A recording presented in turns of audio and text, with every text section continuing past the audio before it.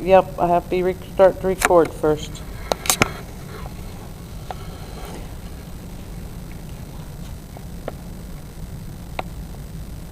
And the teacher knows that there's actually 5 of us since I'm not sat down yet, but that's okay. There you go. Good evening. My name is Lieutenant Jeffrey Kendall with the French Lake Fire Department. I was asked to speak here today. Have you ever wondered how a fire alarm system actually works? I mean, other than just you sitting there and all of a sudden you start hearing noises. I'm here today to explain a little more about how the system works. Well, first thing, in an alarm system, you have an activation. An activation can be caused by a smoke sensor, which is a lot like your smoke detector at home. It can be caused by a light sensor, which senses light, which is used in high flammability areas. Or it can be set off by a sprinkler head, which is a little more complicated.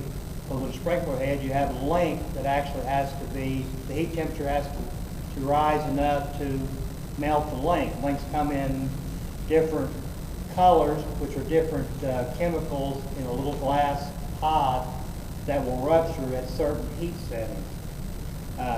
Also, you have different designs with sprinkler heads too. Some come out the wall, some come out the ceiling. Some have deflectors, some have just the regular little fins that deflect the water. The process of an alarm system going off, it actually uses several different physical processes, such as electrical, both AC and DC. It also uses hydraulics and hydronics, as in water. And some have an internal combustion engine. If they don't have an electric motor for a pump, they use an internal combustion engine, such as a diesel, or it could be gasoline. But the actual way that it works is that we're going to use a sprinkler for an example. A sprinkler head, the temperature in a room rises to a degree that it breaks the small glass pod, and when that glass pod breaks, it starts flowing water. Well, when the water flows through relays, sensors, and valves, it trips the alarm. It's all done electronically, but it's done because of the water flowing. Relays and flow switches, which activate the alarm. The alarm activates what they call an automatic dialer. So if you ever wonder why your sprinkler head goes off, you hear the fire department coming. Well, it's all done electronically. It automatically dials the fire department, and they know where to send them just by computer technology. And once the sprinkler has activated, due to the flow, there's also a flow switch. The actual water passes across the flow switch, and on the old style, it actually turned a hammer that hit a bell.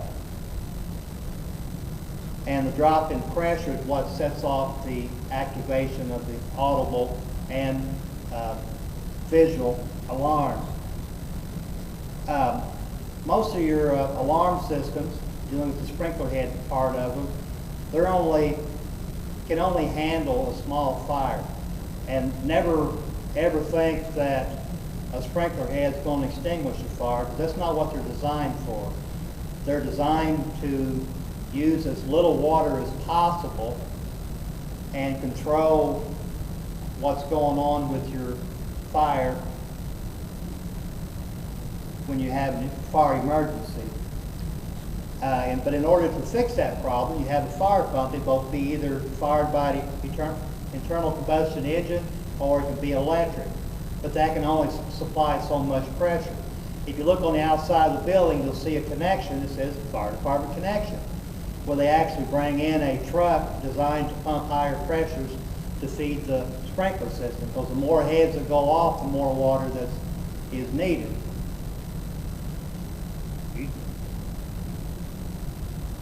So if you've ever wondered just exactly how one works, that's how the basics of a fire alarm system with a sprinkler system incorporated works.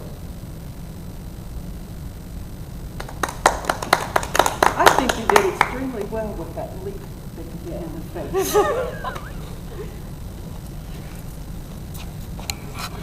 Do you want to do the second one now? Okay. No, I meant